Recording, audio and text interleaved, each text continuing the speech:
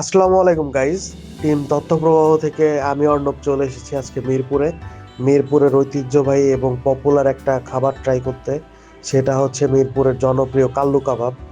আসুন আজকে আমরা এখানে তাদের যে লাইভ কিচেনটা, মাটির চুলায় যে কাবাবটা তৈরি করে সেটা আপনাদের দেখাই। কালু কাবাবের মূল আকর্ষণ হচ্ছে তারা একবার যে তেলে কাবাবগুলো তৈরি করে ওই তেল দ্বিতীয়বার ব্যবহার করে না, ওই তেল তারা ফেলে দেয়, তারপরে আবার নতুন তেল দিয়ে নতুন ভাবে কাবাবগুলো তৈরি করে। আজকে আমরা এখানের কিছু আইটেম ট্রাই করব। আর স্বাদটা আসলে কেমন, নাকি মানুষ এখানে শুধুমাত্র নামের উপরেই আসে, এটা আজকে আপনাদের জানাবো। এখানে মূলত দুই ধরনের কাবাব পাওয়া যায়, বিফ চাপ এবং চিকেন চাপ।